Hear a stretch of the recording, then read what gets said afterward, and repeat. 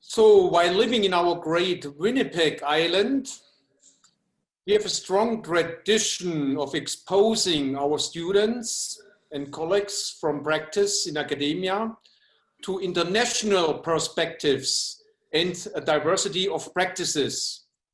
First, I want to thank some people working on these kind of presentations behind the scenes. In this case, Brandy, Erin, Jay, thank you very much for your support to run this event. So it's our great pleasure to have Michel Desvigne today. So Michel is a French landscape architect with an international practice.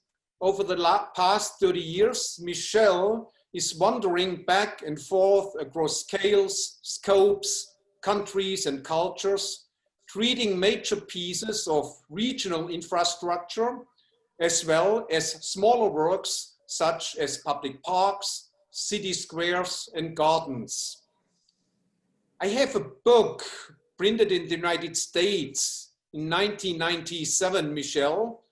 It's about the work on design of Desvigne d'Alnoki, and there's a text on the book wrapper, I guess written by somebody from the Whitney Library of Design. I quote, "At a time when North American architects, landscape designers, and town planners are just beginning to grapple with wastelands that have resulted from unchecked urban sprawl, the proliferation on highways and the shrinking of the United States industrial plant, the French practice of, at that time, Desvigne d'Alnoki offers example of the role landscape architecture can play in reclaiming and humanizing the open spaces surrounding colossal public works." So if this would be a soccer match, I would say avant les bleus, but it's about paysage, landscape architecture in territoires. I say avant-garde. Please go ahead, Michel. It's our pleasure to have you today. Okay, so can you hear me? Yes. Okay, so first, thank you for this invitation. I'm very happy to be with you in a certain limit, of course. So this lecture is done following a new book we just produced this year with Birkhauser. The title is about transforming landscapes. And just a few words about the purpose. I've been working more than 30 years on large territories and long-term transformation processes. And this book is about a kind of evaluation, or, you know, yes, a kind of evaluation of these long-term, large-scale processes. So it's not a nice book about, you know, nice gardens. It's more about understanding what were the purposes, what were the concepts, and what did work or not. So if you agree on this, of course, I will make a kind of, yes, a kind of survey of this book. And of course, it will be hopefully easier despite my poor English. So next. So this first picture inspired us a lot. And it is about, you know, so Washington Park system, and precisely the expansion on the west part of Washington done by the son of Olmsted. And it's very impressive for us because it happened between 19 and 1950. It is very precisely documented, and we do understand better, maybe one of the best part of American park system. So I must confess, we have been extremely inspired by this work. So next. And precisely what I really appreciate on this work, you see these probably famous pictures they produced from the very beginning. This was existing conditions in 1901. And all these creeks were like abandoned, sewage. I mean, natural geography was very, in very bad condition. And what we really love is the fact that they literally amplified this existing natural geography. So next picture. And I'm personally fascinated by this section done on these existing creeks, showing all the transformation processes, and they built this kind of valley parkways. So that's for it extremely, it's even moving for me. I mean, it is literally an amplification of a natural geography. So next picture. And this is a condition today where you see these old creeks transformed in park system, in driveways, and still today, this is the main framework or Georgetown, so on the west part of Washington. Next. What is very interesting for us is that, of course, on these creeks were located, of course, trees, garden, parks, but also all infrastructures, including, of course, water. This was the beginning of the story, but also all roads, all the road system and paths are located in this amplified natural geography. And this is very different from sometime what we are doing in this period where sometime a park is a park, a road is a road, and especially in Europe where we have a kind of segregation between all systems. What I do love is that landscape is the key point, is a driving theme for infrastructure, urban design, and of course water management and park system. Next. So, okay, water, trees. Next. And road system. And that's so important. I mean, in Europe, this was not very well understood. We definitely think roads are a kind of very negative things. They are located in the backyard and garden and are sometimes totally independent from this. And I mean, having been several times in Washington, I did remember that driving in a cab from the airport to the mall, you just understand perfectly well how the geography is, and it's all an artifice.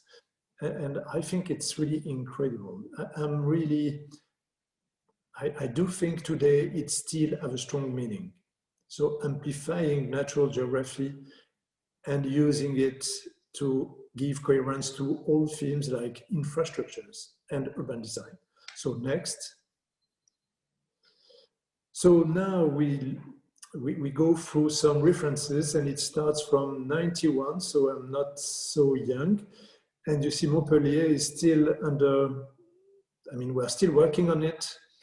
And so it's a 30 years long process, and we have been planting 25,000 trees. And so I will show you several parts of this process. Next. So this was the very beginning in 91. So with Christine Dalnoki at this time, we inherited in a way of a master plan done by Ricardo Bofill, famous Catalan architect and urban designer. We didn't particularly appreciate the master plan, but we had to deal with because this corresponded to public property. And we just found a way to plant and find a rigor to this project. And it's a very simple language that we have been working with for 30 years. In a few words, in the north-south direction, corresponding to the vertical in the plan, it's a kind of, let's say, a wide palette corresponding to old creeks. And in the east-west direction, which corresponds to right-left, it's more agricultural, it's more formal, and there is a specific palette for both components. And we have been applying this very precisely with rigor during these 30 years, and it started to be something. So next. So this, you can see on the plan, the red part that corresponds to the pictures we have on the screen. And this was the first thing we did. We didn't, I must confess that I didn't know a lot about parkways at this time, but we did one. We were supposed to expand the main road that drives to the city center. And we decided not to make a boulevard, not something formal, but to make a kind of wood on 3 kilometers long. So sorry, I'm speaking about kilometers, but I think you can do a kind of translation. And we planted 14,000 pine trees. And just, I was thinking, you know, the speed in France is, for this kind of thing, 60 kilometers per hour, which means one will drive 3 minutes on this side. And we thought that 3 minutes corresponds to something, one thing, just a kind of wood. And now it has been growing, so it's interesting. So next. And so when we did this, I convinced the mayor of this city, Montpellier. I told him that he should draw his landscape, the landscape of the expansion of his city. And he said, okay, do it. And it was not so easy. So we planted like this part, you can see the red spot, along a river, applying the kind of rule I mentioned. So these are pine trees following a creek and on a kind of random. So next, I have to go faster. This is a park on the middle of this quartier. And just in a few words, you need more imagination, but this corresponds to the east-west component. And in this Vallée du Rhône, on this Provençal landscape, it is built with kind of edges that protects from major winds. And it produces a fantastic landscape. So we played with this.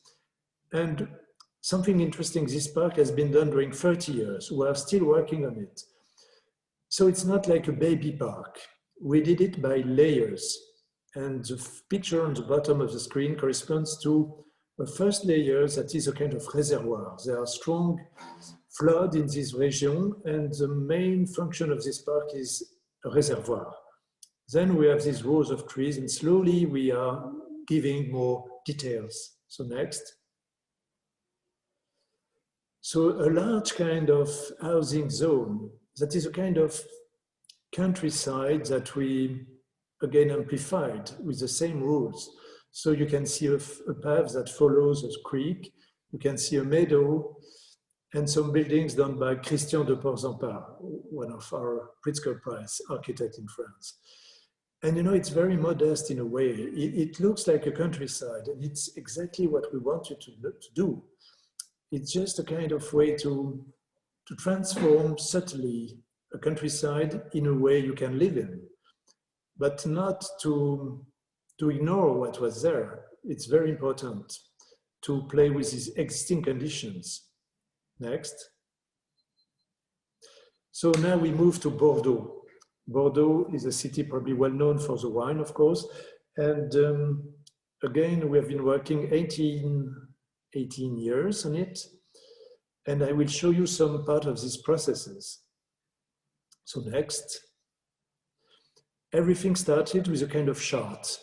We were asked and commissioned to do a chart for all public spaces of this city. It's a city that hosts to like 500,000 people on the urban area. And because I'm not a person of chart, of regulations, we said, okay, we will do it, but doing prototypes. And if prototypes are convincing, we will make them more general. And that's a very interesting method. We have been working on it on several large cities in the world. So doing all a kind of mock-up to feed a wider chart.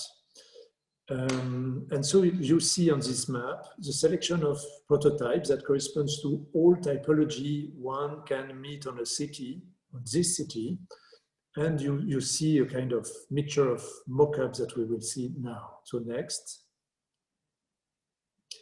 And this one of the results at the time. So we built a kind of frame for the whole landscape of the city. And particularly, we mention the necessity to build a long park along the river. Of course, for you in North America, it sounds obvious. I mean, it's exactly what has been done everywhere in the US, but also in Canada. And so we convinced the mayor not to build, which was sort of quite done. Urban designers, before we started, have been drawing, new development along the river. We fought because these were abandoned industrial areas that we should absolutely give some room for a landscape, for a park system following the rivers. So next. This is one of the mock-up. And by the way, something very important in Europe, as it is in the US, we have been doing a lot of car parks. And today, it's a big question, what to do with this, because of course, we will not use them as we did by chance. And this was an experience to build tranchées, to use the Cornell mixtures in it, so this mixture of volcanic stone and earth, to plant trees. We didn't have means to destroy the whole car park, so it's a way to transform it, but keeping it and keeping in a certain time the use of car park. So next. So this was a result after a few years of this experience. It was sort of convincing. And then by chance, we had to work with Herzog de Meuron on a new stadium that was built on this car park. And so we had to work with our own chart in a way. So next. And so this is a picture of the beginning of our project. So you see Herzog and de Meuron Stadium, and you see our landscape. So our prototype was generalized on this area to build all the landscape for the stadium. So next. Of course, doing so, we were great to reopen channels because this city was a wetland before. And at the 17th century, it was organized by a lot of drainage by channels. Next. And so this is about the long park along the river. And can you hear me? Okay, maybe yes. So this was an industrial area. It's 6 kilometers long. And because the abandon of the industrial area is going in phases, we think this could be a kind of incremental landscape. And by the way, we used Alex McLean pictures, and it's a kind of mosaic of forest that will follow availabilities of these parcels. So next. So this was the existing condition. So industrial land. And we decided not to build it. As I said, we convinced the mayor. The mayor bought the land. The city bought the land. And so it is still in transformation 14 years after to build a park. So next. And this is a picture of the park. Not today, but a few years ago, like 6 years ago. And it looks like a countryside. And by the way, upstream and downstream along this river, this is what the landscape looks like. It's done by poplars, willows, meadows, and we brought this countryside language in the very center of the city. And it's a little strange. It doesn't look like a real park, it's a kind of countryside in the city. It has a real rusticity, and it's not a kind of minimalism. It's not a kind of aesthetic. It's really, I hope, rigorously a transposition of what one can see on the countryside around the city. And by chance, it was well understood. For people, it's a kind of familiar landscape. It immediately looks like something known, and it was incredibly well received, and people are using it despite the very young aspect of it.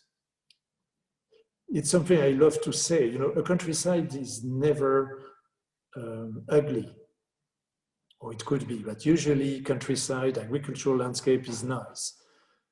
A young park in cities sometimes not so interesting. So I really like to play with these tools. Next. So of course we have to deal with existing vestige, and this is how it looks like. Next. This is a picture that you can see on the book. A friend of mine, Patrick Feigenbaum, a famous photographer, more doing portrait, did some pictures, and it's strange, you know, this picture doesn't look like a serious landscape architect production, but I really like it. So it's a stupid path in concrete. There are these dead leaves, some trees have been cutted already, because it's very dense at the beginnings. I really like these textures, this matière. Next. So again, this kind of picture. So it's a strange park. Next.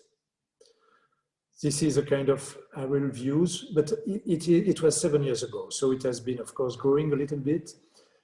And interestingly, we are not only focusing on this park along the river. By chance, we have to work more in depth on this urban development, so on the right bank of the river in Bordeaux. For maybe some of you know the famous historical center, which is on the left bank, where my colleague Michel Corajou have been doing all these fantastic quay. So next picture. And so you can recognize the long park along the river, and then a development we are working on now. And that's so important that these lanes correspond to existing channels, existing edges. And so this urban designer accepted to work with the landscape traces amplified as a main framework of this new development. So I think it's interesting. And on this picture, so that's done. Next picture, another part in Bordeaux. This is a project that we developed with OMA, Rem Koolhaas team. And it is about the transformation of a commercial retail zone as it exists everywhere in the world, including Europe. And I don't know what is the situation in your country, but in our country, this starts to change. I mean, there is a kind of disuse, if this is an English word, of these commercial zones. And this is a prototype to see how can we transform them in a new quartier, with habitation, I mean, for people. And because again, this is going to happen in a long process, we find a way to give to the landscape architecture a key function to give the structure. A building will be built slowly according available part of land. Everything is private today. And this is a public project that helps private owners to transform their parcels with this coherence. This is a good thing with France sometimes. We still have this collective control on territory where a city with a project can give regulation for private zones. Next. So it's a kind of small promenade. Now we are in Marseille. Marseille is a city built by the Greek 2,000 years ago. And we won a competition. By the way, we started in 2010. So this is our 10th year on it. So next. So everything started with a competition. And there was several purposes on this competition. It was about transforming 400 hectares of land, the very city center, contained into a kind of former wall, the Black Lane, that is the boulevard today. So this is the very center of Marseille, the second city in France. And And one of the purpose was the transformation of the old harbor built by the Greek that was used, you know, as everywhere in the world by cars, car parks, private zones, and we had to build it as a public domain. But if you look at this, I was interested not only on this white surface, but if you look on the left, there are green zones that correspond for me to the park system. This corresponds to existing old military zones that, according to us, because they belong to public domain, could be transformed easily into a large park system. So what I really love is, of course, the quay, the park system, and then all the street network. So now I will show you some pictures. Next. So, interestingly, Norman Foster's team was on my team, but he agreed at this time that I was the leader of the team, which is not so usual for such an important architect and an important company. So this meant that landscape architecture, again, was a driving issue. What we see is the result, and you see the city hall on the right of the picture. And it's very simple, you know, it's stone and no design, nothing. Except before we have 75% of the surface occupied by car, now we have only 25% for cars. And I wanted to find again this kind of like Greek minimal artscape, and it has no trees because it's a zone that could be flood, and it has no trees because trees will be behind, will be at the rear of these buildings. We think this was a kind of stupid thing to bring trees on this. Trees are everywhere behind, and there's a park system, but this is like the Greek zone.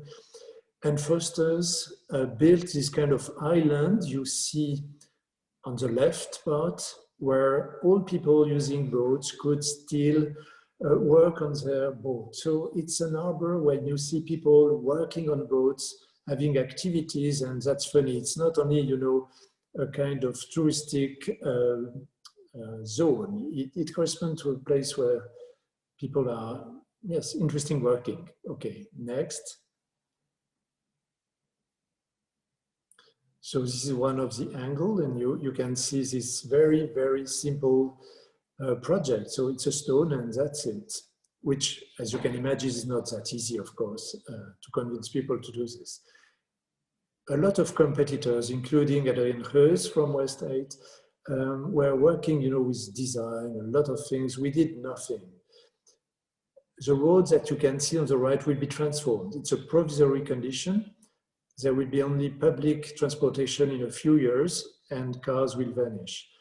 So it's a provisory condition, but I really like this capacity on the harbor to work with nothing, just space. And it's such a vibrant city that it immediately worked. I mean, people immediately went on the site, and these people were not scared by emptiness. Next. So, of course, this is what happened before, of course, the lockdown on this piazza at night. And you know, you need nothing. Next. And this is a park system. We are still working on it, convincing authorities to build paths between these independent places. And it's 1.5 kilometers. The whole thing is, I don't know, maybe 5 kilometers long when you do the whole around the harbor. Next. So this is one of these projects for the park system that we built with Norman Foster's team. And this is supposed to be a large car park hidden behind a kind of glassy, you know, slope that was existing before for military reasons. And one that will enter into the harbor will have this kind of view on top that corresponds to a competition view. So next. So this is what we are doing now, which corresponds to the transformation of the street. And it's a huge work. We are working on, you know, kilometers and kilometers of streets. And this is where we are bringing a lot of vegetation. So the quay is, so you did understand. I really love this contrast, this readability between park system, hardscape on the quay, and a street network that includes a lot of plantings. And of course, again, we built a kind of chart that defines all materials for the city center. And we started by this kind of mock-up that are important streets. Next. So we jump in another city center. And this was the same kind of work. This is Toulouse, famous city in the southwest, where we used to work with Joan Busquets. Joan Busquets is a famous urban designer and architect of Barcelona in Catalonia, in Spain. And so we are in charge of a kind of vision for the whole city center that includes a lot of prototypes. So this is a map. And of course, we are facing global warming, and climate changes are important. This is a city that is very, very hot in summer. And we purpose to had a lot of trees on all this street and along the river. I do not comment it, but again, I am so happy to see such a city. It's also a big city. This is probably 200, 500,000 people. So not a big, big city, but a city center that is important.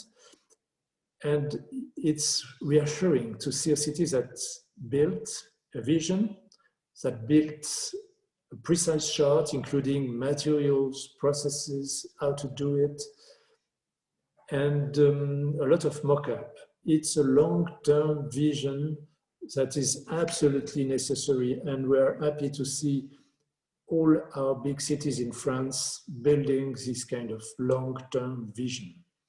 So next. And so we have been working on several large mock-up. So Joan Busquets used to speak about pilot project. And this is okay. Next. An opposite side. So it's a serious project, of course, as you can see. So we're working on both banks on the city center, doing all a set of piazza, like huge mock-ups. Next.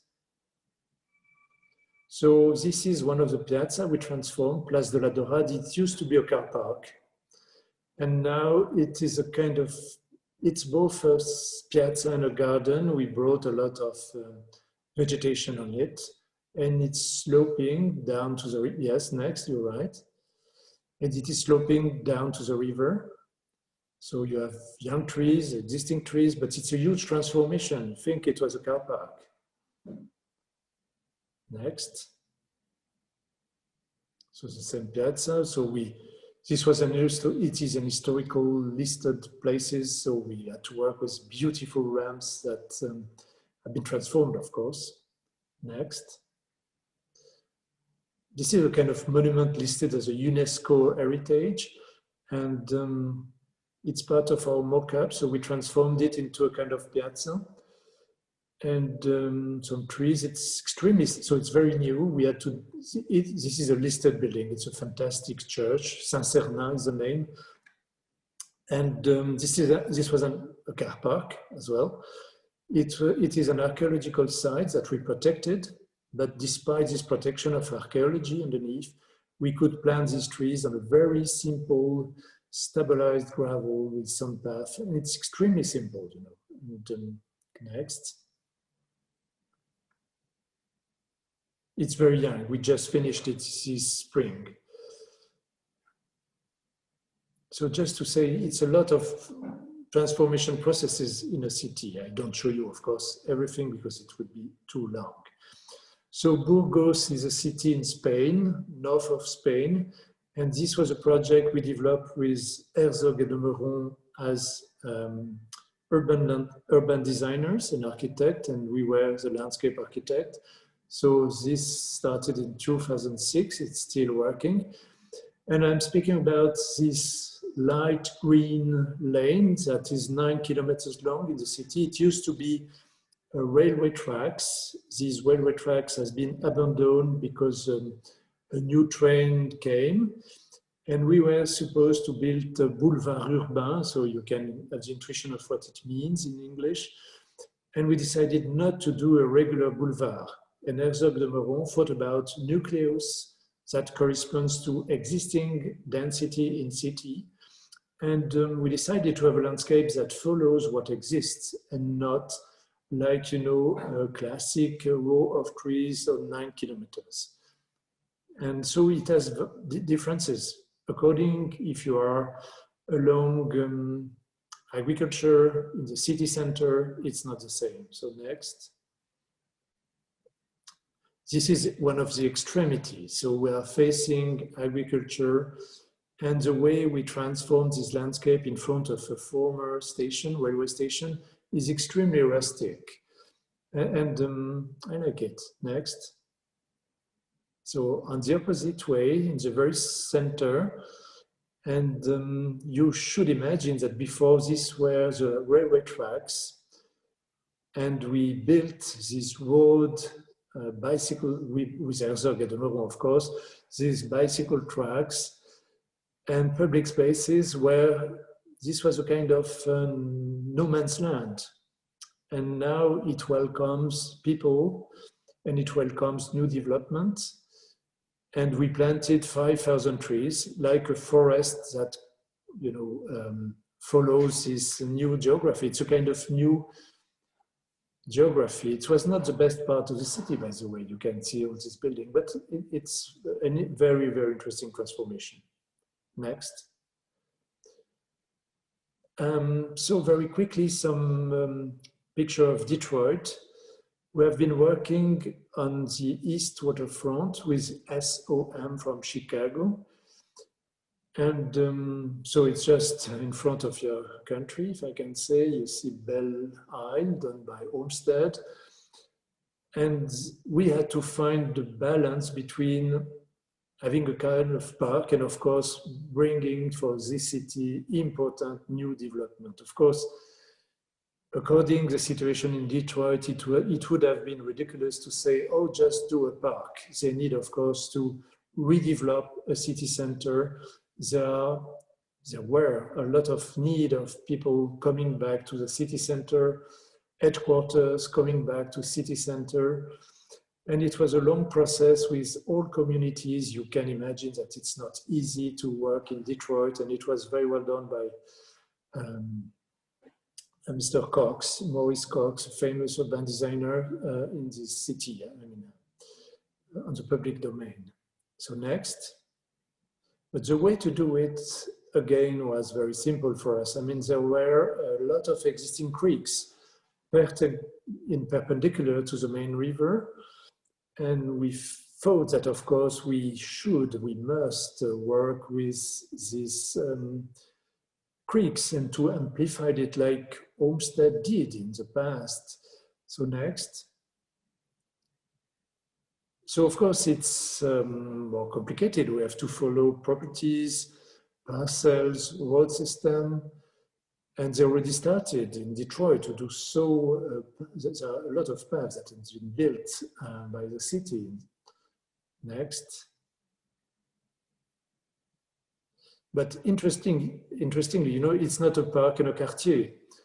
It is a development, it is a park system, even a small one, that follows in part creeks or metaphoric creeks. This is English. And I think this was very well received. And of course, we had to be realistic with proportions. This is General Motors headquarters. White shapes corresponds to new buildings, and you have our park, and the park brings some kind of nature, playing with water, because as you can imagine, the river is dangerous, and to bring water on the land was a way to bring people close to water, kids that sometimes don't have the opportunity to, you know, to go in nature, to go, you know, in wetland. So this was a way to bring the nature that one could wait along the river, but on the park. Next. So a similar project in Lyon. And Lyon is a city in quite the center of France. It has been done by the Roman period as well. And this is a long process. We started in 1999, so 21 years ago. Now we are still working with Herzog et de Meuron as urban designer. Before this was François Vetter, a French urban designer. And next. So it's a long story, but when we started in 1999, Oriol Boigas, a famous urban designer from Barcelona, and Catherine Mosbach, as a landscape architect, have been working before with a kind of park at the very end of this peninsula, and everything was done. This was impossible to do because we had to wait for the railway track to vanish, which will take decades. And so we purpose, instead of a unitary park, to do this kind of park system again, in such a way that in this development, everybody following a lane will meet the river landscape. So it was a substitution on the urban design project between a zone, so a large park and a quartier. Project is a quartier with a network of public spaces, a network of parks, all connected to the river. Next. And as we did in Detroit, this was done before, of course, we purposed to bring nature and water on the land, because again, this river has no accesses for navigation reasons. And so nature on the land. Because we were part of the urban designer team, this has been built by Georges Descombes, a famous landscape architect from Geneva in Switzerland, good friend of mine, so they built it from our drawings. Next. In a very very good way, I think. Again, you can see this kind of rusticity. We share the same kind of aesthetic with Georges Descombes and Julien, his son. It's a very simple landscape, but substantial. And the city invested first in these huge public spaces before they really started to build. Now, of course, a lot of building have been built. Next, it's quite finished. So this is one part we developed with Herzog et de Meuron. And interestingly, this corresponded to existing on the, 2 centuries ago, you had this kind of creeks, wetland. It has been artificialized, and we purposed in the new development to reopen swales and fossé ditches to welcome rainwater, storm water, and to help draw the path network. Next. And this is one of the piazza we recently completed. It's between Herzog et de Meuron buildings and Christian de Port-Zampar, Roger Diner, a Swiss architect, and Tatiana Bilbao from South America. I know it's very simple. It's stabilized gravel and trees. Of course, this is a young condition. These trees have been growing, they will grow, of course, and it is that simple. And Herzog et de Meuron built this light system, these hanged lamps on wires that they already use in Burgos. And these round banks, that defines a place for children sometimes. Next. So I have no ideas about the time. Maybe I'm too slow. I hope it's okay. So if it's too long, don't hesitate to tell me. Now I will speak about Paris-Saclay. We are working, so I won a competition. It's a huge territory in the south of Paris. It's 20 kilometers south of Paris. It's part of Le Grand Paris. And we are building a huge huge for France campus that corresponds to a European and French MIT. We were lacking in our country this kind of campus that puts together all engineers, universities and schools.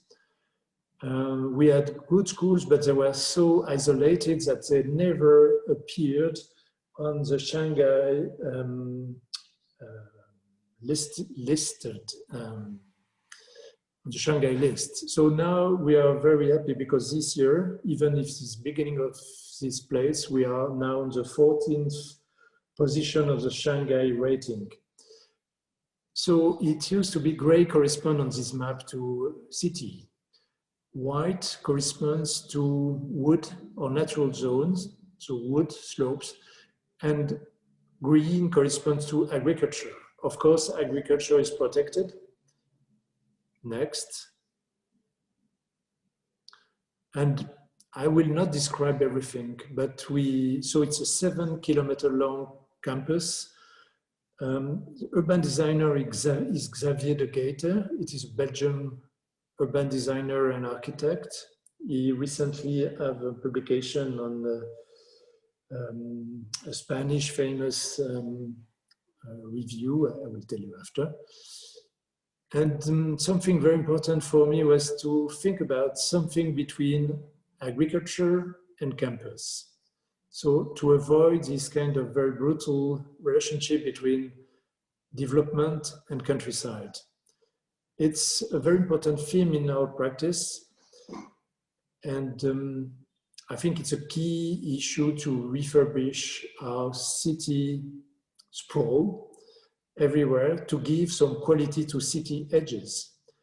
And I think this could be a kind of miniature of agriculture, a more urban agriculture. I call this place lisière, which is forest edge, literally in French. And okay, next picture. So this was not given. The green corresponds to everything we could build. A square corresponds to 1 kilometer long. And with the urban designer, next picture, we decided to give more capacity to development. So the red part is a built part, in such a way that the darker gray could be not built and done like not really a park system, but this famous lisière, an edge that will be used for a lot of urban functions. Next. So this is what we were successful in a way. So we found like 500 hectares. Part of it will be a reservation for expansion, but part of it, at least 250 hectares, will remain as this kind of landscape between agriculture and campuses. Next. And the purpose is not to build ornamental park, but we all know that when you build such a development, you need to build reservoirs, so to collect storm water, rainwater.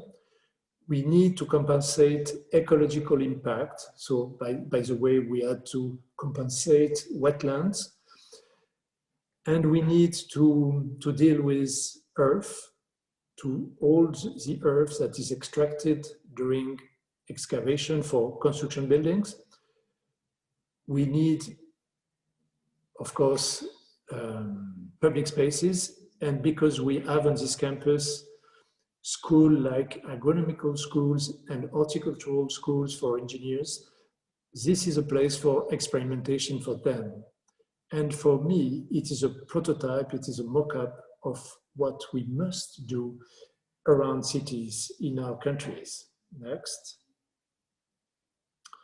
So on this old plan, it has been done like 10 years ago, now it's quite built, it's quite finished. Blue corresponds to, of course, water collection, water drainage. Next. And this is a mixture of picture of works, some renderings, showing this park system. Sometimes, we have very formal basins, very formal reservoir because it corresponds to an agricultural zone. Sometimes it's more wide because it corresponds to an ecological compensation. And slowly this will be transformed into a park. And it's like what we did in Montpellier, one of our first projects. It is about a layered vision of it. So first, infrastructure, first, water collection, second and first, ecological compensation. And very slowly we turned it into a park. But this park will be extremely simple. It will be about plantations, wetland, it will be about some trees, a very subtle network of paths, and hopefully it will have a kind of naturalism in a way. Next. So this is the way to have water collection. You have the countryside on the left, the campus on the right, some path. Of course, this helps us build a network of paths that couldn't be, nobody could afford a park today. So a 250 hectares park is something currently we cannot afford. And so we can pay it resolving technical needs. Next. So this is a rendering, but it's now built. It's a mixture of wetland, fossé, and experimental orchard. And some of this orchard will be publicly accessible. You know, the rendering with these people on the right and the low part of the picture corresponds to minimal surface of public space, so path and places. Everything else will be experimental or technically used. Next. This is, by the way, an ecological corridor. It's built. This is, of course, a rendering that shows some buildings, some are built, some are not. And we had to do a huge ecological corridor. And we used it to build a park. So the very center looks like a large wet meadow. And we built on both parts the publicly accessible park. The ecological corridor, of course, is not accessible for people. If not, it's not ecological corridor. No animals will use it. But it's easy to put together park and ecological compensation. So we work now very precisely with ecologists. And that's very interesting because before, sometime you could have in one hand the ecological corridor and in the other hand park system. This has been built together. It is done. And it's a huge amount of money because it's a very big territory. Next. And only because we had to do this compensation, we could do it. These are public spaces. And interestingly, all these scales, you know, it's like Russian dolls. So we had the large,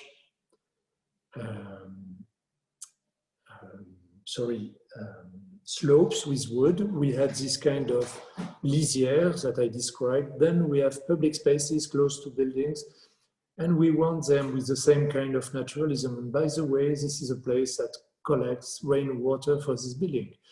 So even at a smaller scale, we have to deal with the same kind of issue. Of course, we don't bring the water immediately to the large lakes I've been showing. We keep it as we can, when we can, very close to buildings. Next. So this kind of provisory plan on half part of the campus, the other part is out of the picture. We are in charge of these public spaces. We build them, and as a landscape architect is working on the other part. We were the planners. And you can see all these lakes, ecological corridors, and a lot of trees everywhere. Okay, next. And a collection of these public spaces that are mostly, you know, trees. And very simply drawn landscape. Of course, I think for you in North America, it's very different than from in Europe. We are not used to this kind of dimension. People are scared about them. It's young. We already planted 12,000 trees, which is nothing on this site. We need like 100,000 trees at the end. And it's going fast now. But it's a 30 years long process. Next. I hope it's not too boring because it's long. So don't hesitate again to cut me if you think it's too long. So this is a place we have been working 10 years. It's north part of France. And as you probably heard, it's a mining territory. It used to be a mining territory. Mines have been abandoned 40 years ago. This is a terrible place because you have a lot of unemployed people. It's a poor zone. And the state decided to bring the Louvre. Louvre is this famous museum in Paris. He has some tender museums, one in Abu Dhabi, one in Lens. This is a place where they came. They brought a station for this fast train we have in France, TGV. And there are a lot of things happening around it. And we were selected as landscape architects, leading a team with Christian de Porzampar to reorganize a new centrality and to work on the redevelopment of the area. Next. Interestingly, mining territories were done like private concessions. You have a lot of, it's like an archipelago of cities. Every city corresponded to a place for exploitation of a mine. And the result today is you have this, on this picture, you can see this kind of, a lot of voids. A lot of urban designers before us were thinking about filling the voids. We decided that voids were so important and that we should give density everywhere, but not the voids. The voids will host museum, all these public equipments, university, station, etc. But we want to keep the void, and what was seen like the abandoned part, like the wasteland, like the shame, is seen like the new centers. So next picture. And this is a kind of master plan we produce at a certain moment. The light green corresponds to the new network of paths. It's a way to build new territory for development, to recompose parcels, and to give it the centralities related to this micro park system. Not that micro, by the way. Again, you see a square corresponds to 1 kilometer. Next. And everything started in building paths, building channels to collect rainwater. And this kind of path on dikes corresponded to the way materials were carried on railway tracks before. So it's a kind of reinterpretation of the railway tracks, like an eye line if you want, but very rustic to build a new network of paths, bicycle tracks, and a kind of new centrality. Next. And so you have before, black and white, after. Next. Before, after, next. And we work, you know, it's a poor place. So we started with very simple rows of trees. We built 5 kilometers of such rows of trees to build this kind of path, waiting for urban developments that are coming now. Furnitures have been drawn by Inessa Anch. She's a Belgian architect living in Paris. Next. So before, after, again, next, before, after. So the transformation of huge car park for a stadium. It's a modest, I mean, not so modest, we have been spending millions and millions to do these kind of new structures, this new framework.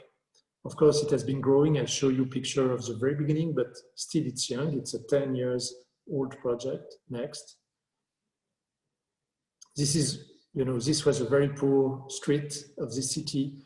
And now it's an access to the Katsuyo Seijima's building, Sana's building. So it's, okay, this kind of, you know, row of trees. Next. And this is a not a rendering, a kind of study model of this new framework done by Tree as a first phase of our redevelopment. Just to give you an idea, they spent 20 million euro to start it at the very beginning. before the Louvre reopened, we did this. And we did it in a few months, and that changed totally the psychology of people inside. It really gave hope to people. Next. Okay, so you can imagine it looks like this. So very simple, very countryside. But I think it's okay. Next. Next. So just to help you understand, not explaining too much, the yellow zones correspond to redevelopment. Next. So a car park from the sky. And now Richard Rogers built a building on the left part of these pictures. So of course they did interesting competition with important architects. Okay, these are Christian de Porzenparc and us and my team renderings to give more density to existing cities. So instead of filling the void, densifying the existing cities. Next. So I do not comment. White is new. Next. Next. Next. Next. Again, interestingly, you know, in Europe now, I am landscape architect, but I was leading the team, including, you know, with very big architect. And that's important. I mean, not, I mean, they are still very strong. We are still very small, weak, light, but it's reassuring the way that we all consider that landscape architecture drives such a big project. Next. So then we were lucky to expand our thinking at a wider scale. So on all this zone, on maybe 50 kilometers or more, you have this abandoned place, but they are not so abandoned from mining industry, but they are not that abandoned. They have been already transformed into park. And we thought that this could be a fantastic park system. So we said, this is a chain of park. And we convinced the authority to give us a study. What could we do to give more coherence to this zone? Next. So you see, it's beautiful because these deposit of materials are listed. It's part of UNESCO heritage. But where was the industry, you already have kind of forest. It has been some time planted. And we think this is a fantastic heritage. For people, it still was seen like the abandon of industry, but it's no longer this. It's like nature. Next. So there are places, men's places. So the red spots, I do not comment. Next. And there are links, channels, this kind of cavaliers that were the way I've been showing in the very center. Next. And this was the result of the first study to say, of course, there are a lot of places, a lot of park, but we found kind of clusters of park. And we have like 7 major parks, 300 hectares each. And we thought this is very good. Today, this was like, you know, an archipelago of parks. Every park corresponded to a small city. We said we should give unity to these 7 big parks in such a way that they will help urban design. Because of course, it's very different to think about a city that has a large park. To build around such a big park is something very interesting. And it's not bringing money, they don't have money. It's bringing in collective intelligence. In a way, they will put their means together, have common paths, have common maintenance system in such a way that it will be unitary, and it was not unitary. Next. And of course, we built new links to connect these big parks. Next. So today we have been working a little bit more, and we have 11 big parks.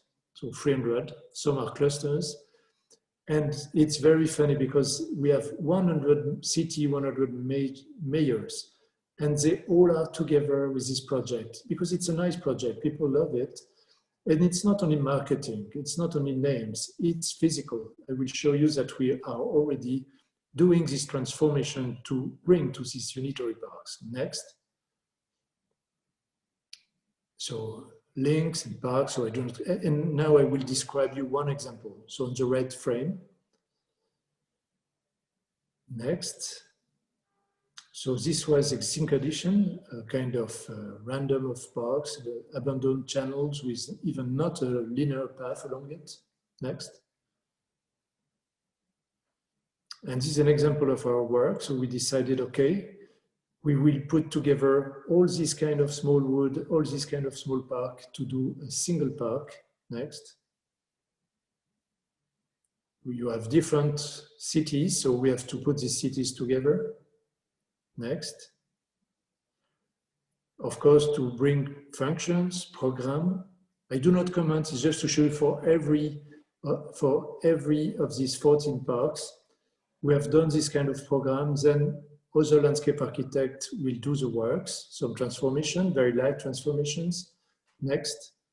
And this one is already done. So these were our stupid, naive drawings, you know, just a simple path, refurbishing bridges. Next. So you can imagine it's extremely simple. Next. I do not comment, it's before, after, but you can imagine it's elementary. Next. And it's a beautiful landscape, you see, because we will keep this kind of very artificial terrils, they call it terrils, this kind of mount, artificial mount. And underneath you have this wood. And now, you know, these people had a very bad opinion of their own territory, and they thought everything was abandoned. And today they do understand they have 4,000 hectares of nature. And it's very different to think about such a land with now a very positive heritage. So, and it's not marketing, you see, we need transformation, physical transformation. I really love this project. We are doing a new one in very close to Luxembourg. It's a small country in Europe, and in the same kind of industrial abandoned condition. I think this was the last picture, hopefully. And so I'm finished. So I was too long, I suppose, but.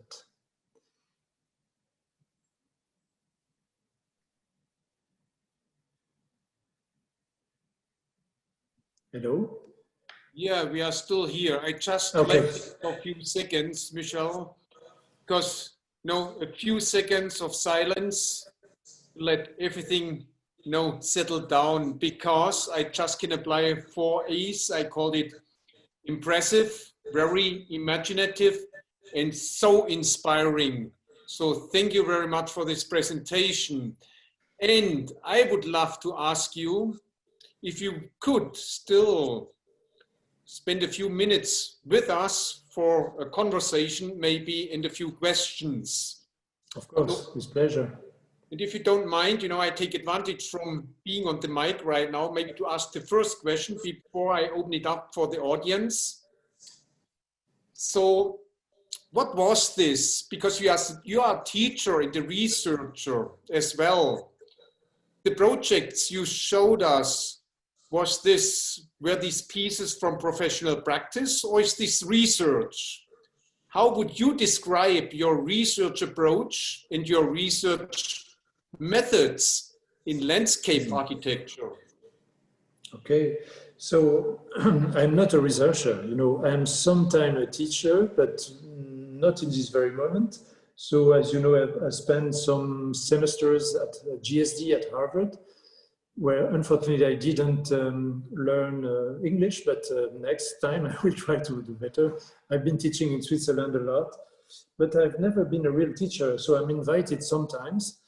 And all what I've been showing is only my practice, so my professional practice. But this is not scientific, but we pretend, yes, to develop a kind of thinking. And this book was a good structure. It has been written by Françoise Fromonneau. Françoise Fromonneau is a main critic in France, but not only in France. She has been working a lot for, even Glenn Murcutt. I mean, she did a lot of things in Australia. She's very famous, very rigorous. And so we spent a few years to do this book. And this kind of evaluation is not a real research, it's not scientific. But we took real time to understand what it is about. And it's true that it builds a thinking that we apply rather with a certain rigor in new projects as well. So I've been studying sciences, by the way. Not a lot, but like 2 years before studying landscape architecture. This was a normal process in France at this time. So I studied biology and geology, botanic, and I remember quite nothing except methods. So, and in my family, I have some people, researcher in sciences. So I'm very, very interested in science domain and method. So we must not exaggerate. We are doing project, but I try to be rigorous. And you know, something about your main question, which is not an easy one. I mean, there is something in our French school, in the large sense, that was built by Michel Desvigne and Alexandre Chemetov, names that probably you know. And it was about, you know, the way we used to work is first we understand a place, and then we try to transpose it in a new project. So we consider a project like a transformation project only, which is not necessarily the case of all landscape architects in the world. I mean, sometimes my colleagues and friends are bringing something totally new on places, which is never our case in Europe. I mean, some of us do it, but we try to transform places, to understand what exists and to transform what exists. Not being in restoration, because sometimes there is nothing to restore. It's not imitation, it's a kind of, the word is maybe a bit strange, but transposition. You understand the spirit, you understand the proportion, you understand the purposes, but you use it in other way, other scale, other materials. I still think it's very nice. I've been, you know, working in 28 countries in the world, but I still think this is a very, very interesting method. We should do this. Sometimes so nervous with projects that are in a way like a bomb. They just, you know, they just arrive on a site with no connection with the meaning.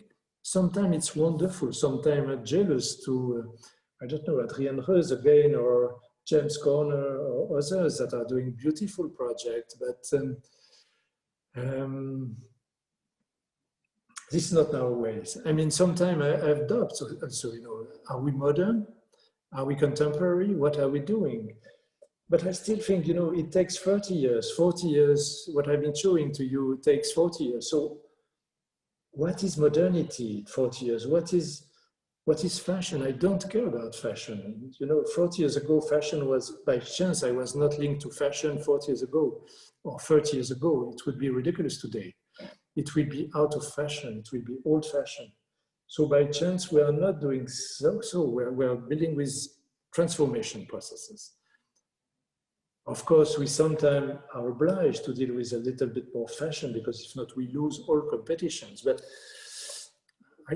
we still need to be very rigorous. I don't know if this is an answer to your question, but it is an important question too. And I think we were a little bit, I mean, France at a certain time was good in these transformation processes.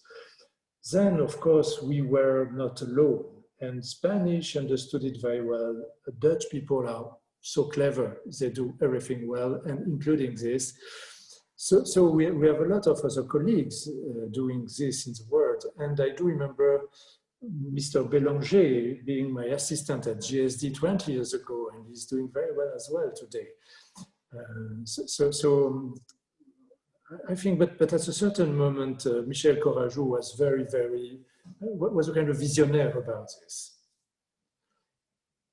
No, you know, because we're in academia, you know, that theater, and sometimes we think we have to apply for funding, but here, practice seemed to be your research field, and you find fields in practice in order, you know, to conduct your research. It's fantastic. And you know what I see right now in the chat, just to share it with you. Amazing, thank you. C'était magnifique, merci beaucoup. Phénoménal, extraordinaire. So it's fantastic.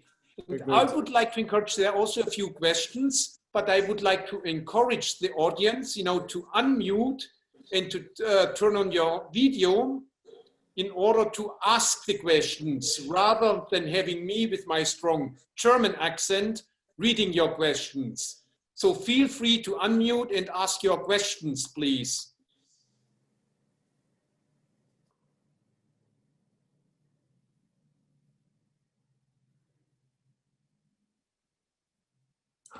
Don't be so shy. Perhaps Bill Dowie would like to. Yes. Nobody shows up right now. I can read one of the. Pardon, Brandy? I've got a question. Okay, go ahead. Good. Thanks, David. Go ahead. I was wondering about this trend in France for cities to undertake large green structure planning with a very long-term future orientation. Is that a requirement from the national government or from a particular ministry to think in that way and to focus on a green structure? Interesting. So, you know, I'm not an expert about laws and regulation. What I see, I mean, it has been a lot inspired by, you probably heard about the Grand Paris, like more than 10 years ago.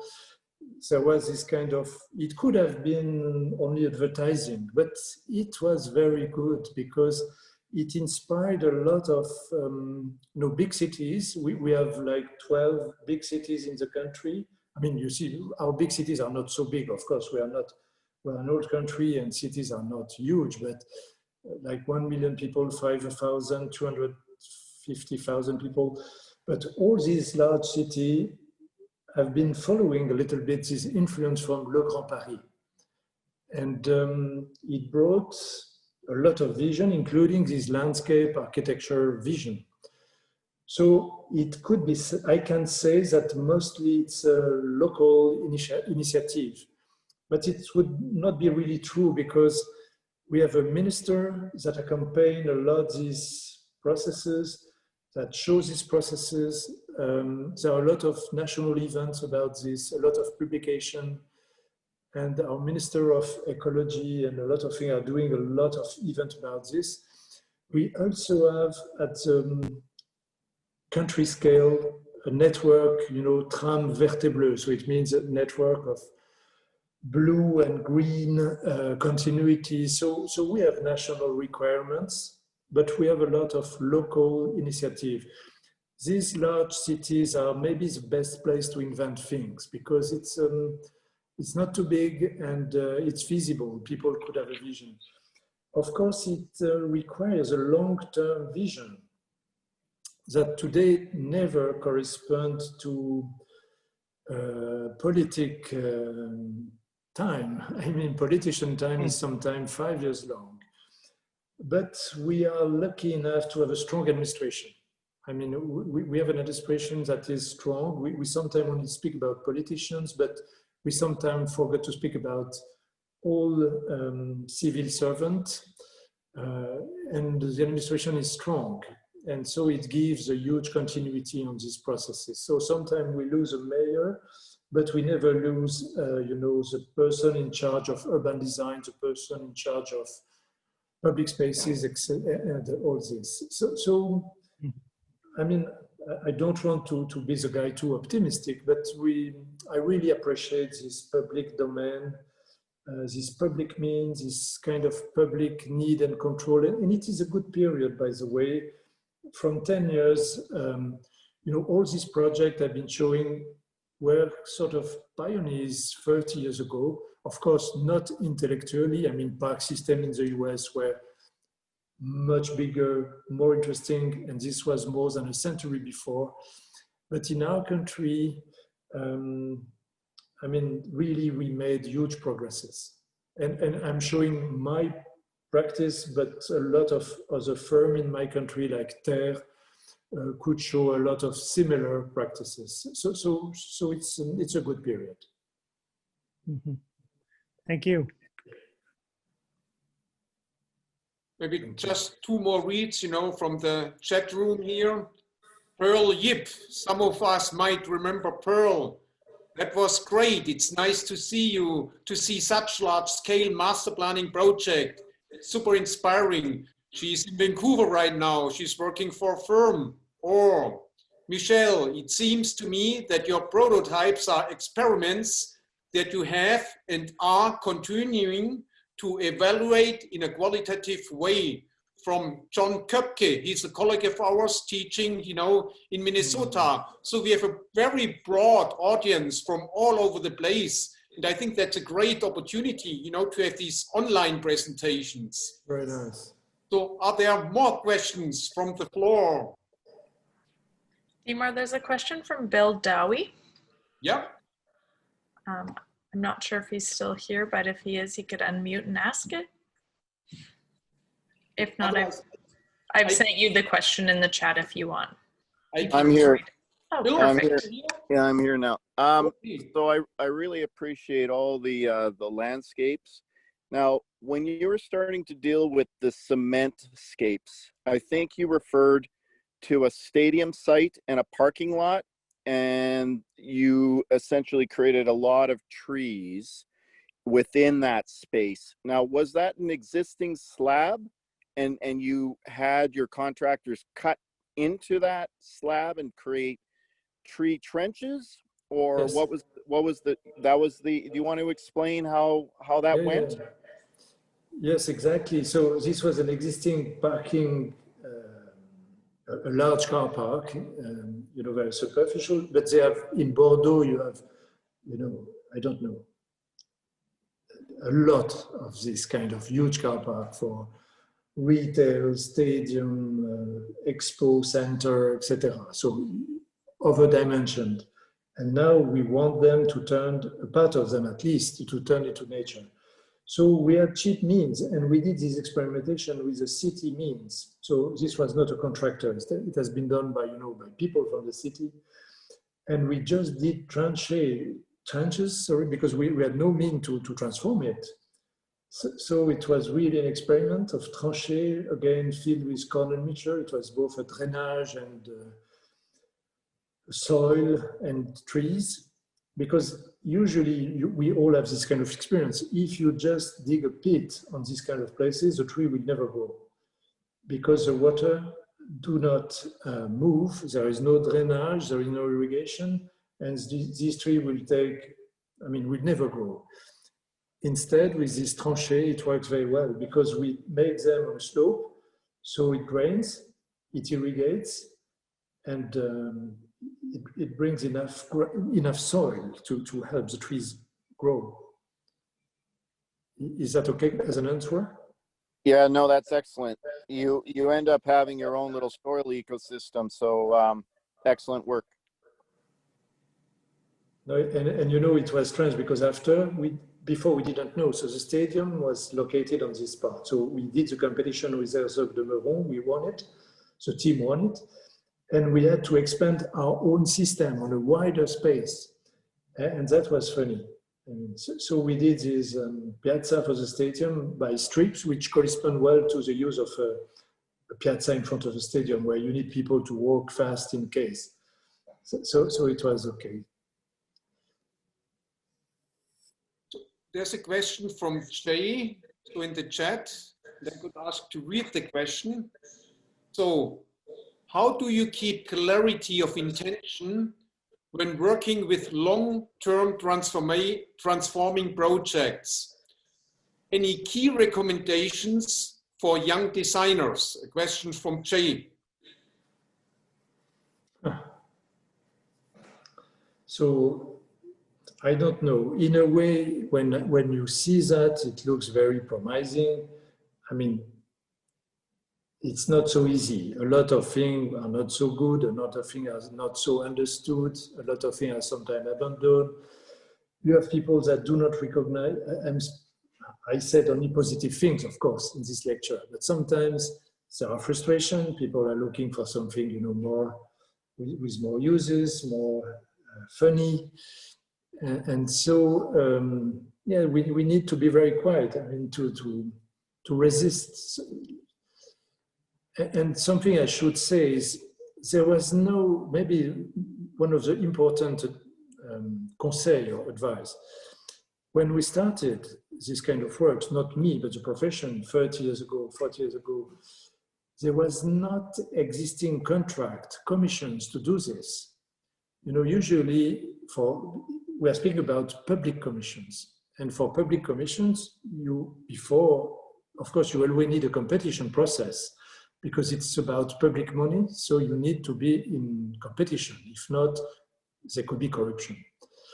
So usually you need a program, you need a budget, you need a very precise thing. What we are doing doesn't fit in this vision. So we have had to invent new kind of commissions, and it happened. And the name, I have a hard time to translate it. It's like a kind of menu of actions. So there are competitions still, but it's not about doing a piazza or a park. There is a menu of action, like having a vision, doing a large master plan, giving a set of regulation, etc., etc. So it's all a menu of action to be done on a long time. And so the competition is about like 8 years of work, including this menu, and you have to provide a budget and a method. And the name in French is accord cadre, so like frame agreement. And that's very good. So, and we all are working on this frame agreement that really help us run on a long term, because we never know by what we will start. I mean, the city will decide something or not. And now it's a use in France. It's very, very well developed for all this large city. So, and how to keep the clarity of intention, I don't really know. So to be hopeful, to be passionate, because it takes decades, and to be lucky with local partners, of course. I mean, if in a city we have a good relationship with administration, sometimes with good politicians, it really helps go ahead.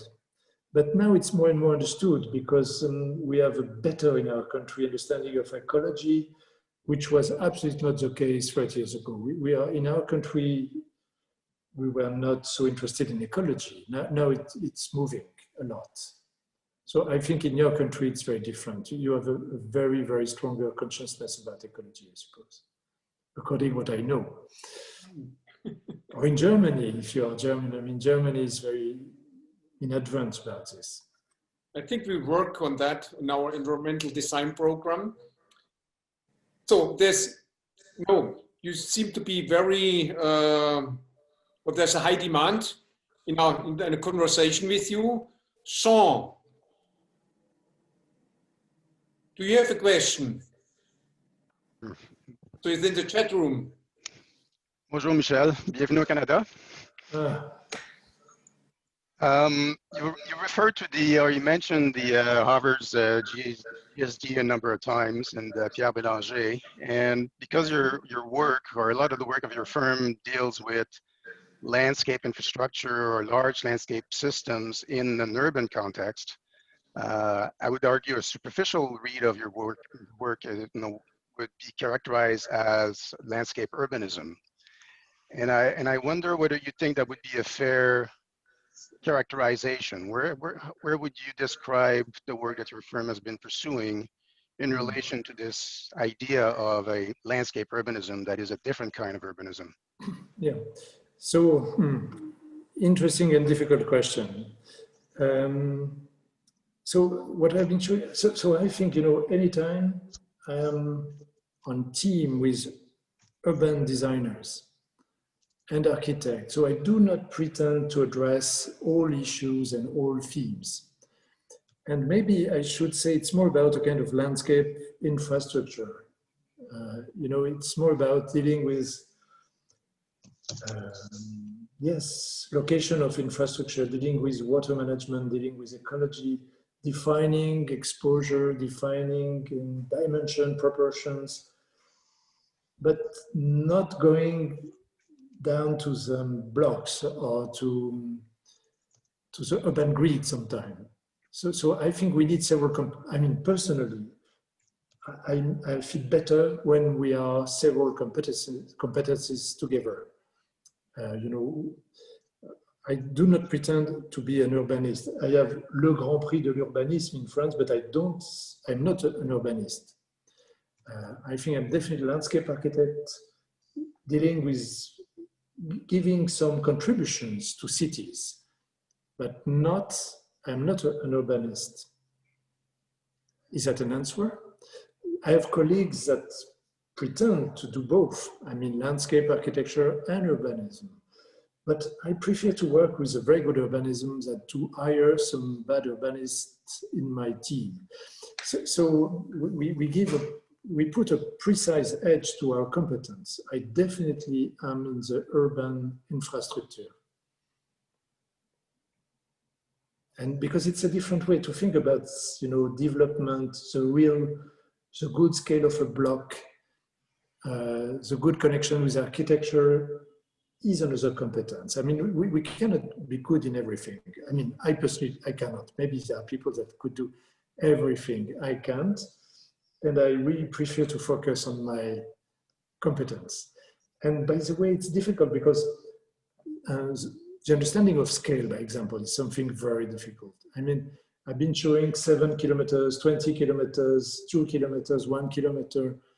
And on every site, it's very difficult. You need to go several times to move, to come, to be back, just to have the real perception of dimension, perception of site, of scale of a site. It's a more important part. The drawing is a second. If you do understand the scale of a site, the component of a site, the language, if I can say, of a site, then if you think that you just have to transform it, it's not that difficult. But what is very difficult is to see it, to understand it, and not to be blinded by pre-thought ideas, by pre-thought models. So if I was an urbanist, you know, with a knowledge of buildings, everything, I would be blinded. It will be too complicated. I will see nothing. Or maybe I'm stupid and slow, but I feel better like this. Is that an answer to your question? Yes, I think it in some ways. What's interesting, I find in your work, especially the ones where you did work with others in terms of defining the development parts that would have buildings and other uses than the more green infrastructure that you tend to focus on in the later phases of the work. There was a clear separation in many ways between the two. You had the green spaces and the green infrastructure, and then you had the areas where you would actually densify, so you would actually have a more urban kind of environment. And I would actually contend personally that this is a very significantly different approach than what many landscape urbanists are proposing, where there's this kind of hybrid meshing of the two conditions. Yeah. And that's why I would say your work is actually, or the work of your firm is actually very different. But thank you. Yeah, thank you. No, thank you, because it's an interesting question. Maybe I'm not, sometimes I should be more realistic. I mean, it's interesting to be developed. There are different ways to do it. And of course, maybe the more interesting lecture could be a joint lecture with showing a project with urban designer, architect, ourselves, to show the whole story together will be very, very interesting. Maybe I can suggest this to your university to build such a lecture with a team explaining how it works. And I personally, more and more, I think I need specialists. You know, we cannot be good in everything. And sometimes, you know, urban, especially, for example, when we work with Herzog et de Meuron, just before the lecture, I was working with them on a project in Switzerland. And we have different approaches, and it's very interesting to work together because they see something I don't, I see something they do not, and it changes the whole project. If I was alone, I would be very happy and very proud of me, but maybe it would be bullshit. Could I ask a question? Oh, with pleasure. My name is Terry McLeod, and I'm the host and producer of the new podcast that comes out of the University of Manitoba. It's called Prairie Design Lab. And my question is, you were talking about the part of France, Jurelins, Centralistes, in which there was high unemployment and high poverty. There are parts of the city of Winnipeg that are very stricken with both of those things. And I'm wondering what you do beyond creating a more appealing environment in terms of landscape to solve some of the problems in those kinds of communities that are, you know, do beautiful parks reduce unemployment? Do they solve poverty? I'm just curious as to what challenges you face when building a beautiful place among people who are in great distress. Oh, it's a very good question. I mean, again, it's about a contribution. I mean, it's a big project that public domain, I mean, administration has. And doing this kind of park system helps develop urbanity. I mean, of course, you have seen the yellow parts on one of the map, showing that, of course, we built this network of green space to improve the capacity of building. And but something very important, so I will answer a little bit in random. Something very important, I mean, before these people were still, you know, in the thinking they have been losing something. So there was industry, there is no longer industry. And they were in a way living with the traces of the abandoned part. Everything looked like abandoned, which was not really true, because in France and in Germany, during these like decades, a lot of investment were done, and a large part of these abandoned parts were already planted, were already kind of parks. But in people's minds, it was not enough, and they looked like, you know, the traces of the abandon. With this vision of the new centrality, by this kind of links, by this kind of park, by the large scale of park chain, we changed the vision of it, and politicians were really interested, and they used it a lot. We have been really exploited, if I can say, by politics, because it gave hope to people. What was the abandoned was the park. And it's even funny sometimes, they all want to be part of the chaîne des parcs, you know, like something, they want to be in it. Absolutely, sometimes it has no sense because they are out of it physically. But it gives a kind of hope to people. But this is not enough, of course. This is not going to bring jobs to people. What will give jobs to people is, of course, first, they don't want to move. It's better. So if you have people living on the side, then you need, of course, services. You need a lot of things. So it creates a city. If people are living, of course, this is that part. So to give quality helps people stay. People staying, services are growing. Then the state invests in a lot of things around the Louvre, new jobs, new, like, you know, restoration of works, etc. There is a new railway station. So it helps connect with other cities. So it's only a contribution, and it's part of a lot of other vision. But something important was a new respect of the site. So what was seen like ugly, like a shame, is seen like a new good heritage. And I think this has been done before us in Germany, in La Roure, in a very successful way. So only it's a contribution, but it really helps. It's not for nothing. And also we all know if people are lucky where they are, it's a good start, of course. And it was not the case. And some people explained me that when there was a mining in function, they were not allowed to go on these places because they could have been taking, you know, short, so they were not allowed to go. So all people were very resistant to go there because they were educated not to go. Now this is a park system and they can go, they can find paths to move around, and it's a new way to practice their territory. So no, I think it's a serious contribution. Thank you. Oh, I'm a bad host because I can't stop these kind of conversations.